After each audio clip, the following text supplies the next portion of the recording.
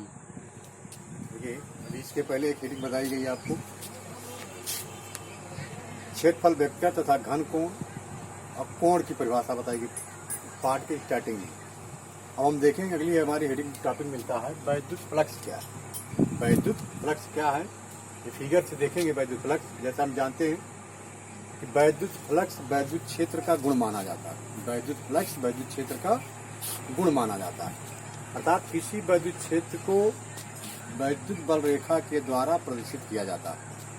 बताया गया कि वैद्युत फ्लक्स वैद्युत क्षेत्र का ही गुण है और किसी वैद्युत क्षेत्र को वैद्युत बल रेखा के द्वारा प्रदर्शित किया जाता है। जहाँ पर वैद्युत क्षेत्र, जहाँ पर वैद्युत बल रेखाएं पास पास होती हैं वहाँ वैद्युत क्षेत्र हमारा प्रबल होता है। तो देख रहे हैं जो है वैद्युत बल रेखाएं जो दिखाई दे रही हैं, वैद्युत फ्लक्स रेखाएं, वैद्युत बल रेखाएं, जहाँ पर वैद्युत बल रेखाएं पास पास होंगी वहाँ पर वैद्युत क्षेत्र हमारा प्रबल होगा, और जहाँ पर वैद्युत बल रेखाएं हमारी दूर दूर होती हैं वहाँ पर वैद्युत क्षेत्र हमारा निर्बल पाया जाता है, कम होता है, वहाँ पर कम पाया जाता है। अर्थात कह सकते हैं कि वैद्युत फ्लक्स वैद्युत क्षेत्र का गुण है और वैद्युत फ्लक्स को वैद्युत बल रेखा के द्वारा प्रदर्शित किया जाता है।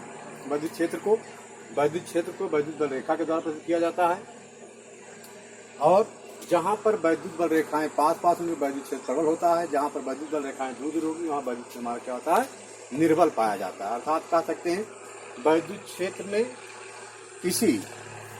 में स्थित किसी काल्पनिक पृष्ठ पर, वैद्युत क्षेत्र में स्थित किसी काल्पनिक पृष्ठ पर वैद्युत फ्लक्स, वह पृष्ठ पर वैद्युत फ्लक्स उस पृष्ठ से होकर गुजरने वाली वैद्युत बल रेखाओं की संख्या की माप होती है। वैद्युत बल रेखाओं की संख्या की कह रहा है कि वैद्युत क्षेत्र में स्थित किसी काल्पनिक पृष्ठ पर वैद्युत फ्लक्स, वैद्युत क्षेत्र में स्थित किसी एक काल्पनिक पृष्ठ माना गया है, कल्पित है, करा हुई थी कि वैद्युत क्षेत्र में स्थित किसी काल्पनिक पृष्ठ पर वैद्युत फ्लक्स उस पृष्ठ से होकर गुजरने वाली वैद्युत बल रेखाओं की संख्या की माप होती है। वैद्युत बल रेखाओं की संख्या की क्या होती है, माप होती है। और लिख लीजिए, वैद्युत क्षेत्र में स्थित किसी काल्पनिक पृष्ठ पर वैद्युत क्षेत्र में स्थित किसी काल्पनिक पृष्ठ पर वैद्युत क्षेत्र में स्थित किसी काल्पनिक पृष्ठ पर स्थित किसी काल्पनिक वैद्युत क्षेत्र में स्थित किसी काल्पनिक पृष्ठ पर वैद्युत फ्लक्स, वैद्युत क्षेत्र में स्थित किसी काल्पनिक पृष्ठ पर वैद्युत फ्लक्स उस पृष्ठ से होकर गुजरने वाली वैद्युत बल रेखाओं की संख्या की माप होती है। वैद्युत बल रेखाओं की संख्या की माप होती है। यह एक क्या है, अदिश राशि। क्या है हमारी एक अदिश राशि। यह एक अदिश राशि माना जाता है। इसके नीचे माना पृष्ठ अवयव dA, माना पृष्ठ अवयव dA की स्थिति पर वैद्युत क्षेत्र E है। माना पृष्ठ अवयव dA की स्थिति पर वैद्युत क्षेत्र वेक्टर E है, तब स्केलर गुणन EDA vector E dot vector A, EDA dot vector into D अवयव से होकर जाने वाला वैद्युत फ्लक्स कहलाता है। अवयव से होकर जाने वाला वैद्युत फ्लक्स कहलाता है।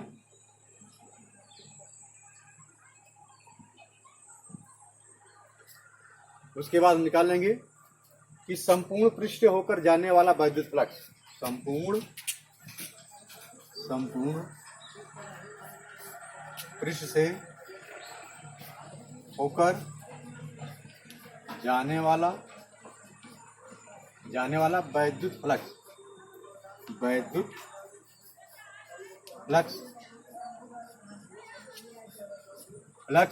इसे फाई से प्रकट किया जाता है। फाई ई बराबर लिख सकते हैं रेखीय समाकल इसे हम कहते हैं समाकल पृष्ठ है। ई इंटू क्या हो जाएगा, डीए, इंटू क्या हो जाएगा, E vector dot DA vector. पृष्ठीय समाकल होता है ये, जहाँ ये होता हमारा ये चीज इतना ये पृष्ठीय समाकल माना जाता है। ये हमारा पृष्ठीय समाकल है, यह पृष्ठीय समाकल, पृष्ठीय समाकल माना जाता है, जिसे हम पृष्ठीय समाकल कहते हैं। पृष्ठीय समाकल इसको कहते हैं। यह लिख सकते हैं उसके आगे हम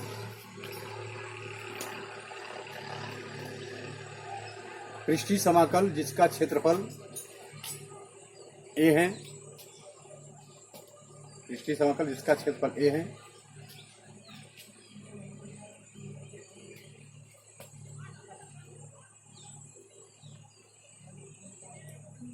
एक समान वैद्युत क्षेत्र में,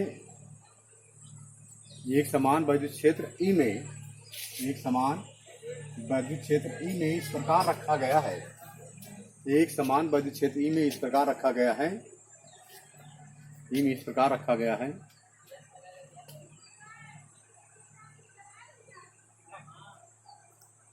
जो पृष्ठ पर खींचा गया विलंब, जो पृष्ठ में खींचा गया विलंब, ये पृष्ठ में खींचा गया विलंब, पृष्ठ में खींचा गया अविलंब वैद्युत क्षेत्र E के साथ थीटा कोण बनाता है, वैद्युत क्षेत्र E के साथ थीटा कोण बनाता है, थीटा कोण बनाता है। तो इस पृष्ठ से होकर गुजरने वाला, तो इस पृष्ठ से होकर गुजरने वाला वैद्युत फ्लक्स पाई E बराबर पृष्ठीय समाकल A vector E into dot A vector dA,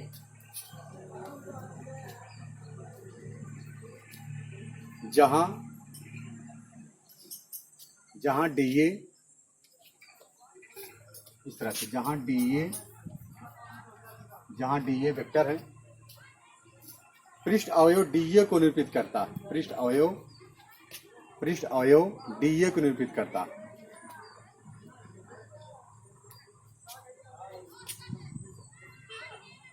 यदि वेक्टरों E व D के बीच, यदि वेक्टरों E व DA के बीच, E व DA के बीच थीटा कोण है, तब E vector into DA vector, E into dot DA vector बराबर लिख सकते हैं E into DA cos theta, E into DA cos theta.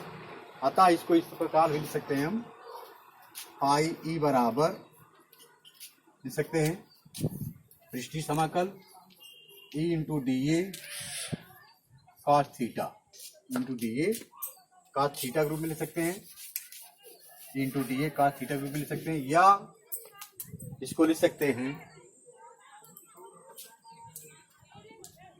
देखिए इतना कॉमन कर देंगे तो पाई E बराबर, अरे वो कांस्टेंट नियतांक है, E इंटू क्या cos थीटा, आपका मिलेगा क्या A इंटू क्या मिलेगा DA, और DA बराबर आप क्या होता है A होता है, क्या होता है A होता है, अर्थात पाई E बराबर लिख सकते हैं वैद्युत फ्लक्स बराबर EA cos theta, EA cos theta लिख सकते हैं, EA cos थीटा, यहाँ ब्रेकर हम लिखना चाहें तो लिख सकते हैं DA बराबर क्या हो जाएगा A, पृष्ठीय समाकल होता है, पृष्ठीय समाकल हमारा माना जाता है, इस रूप में इसको हम लिख सकते हैं।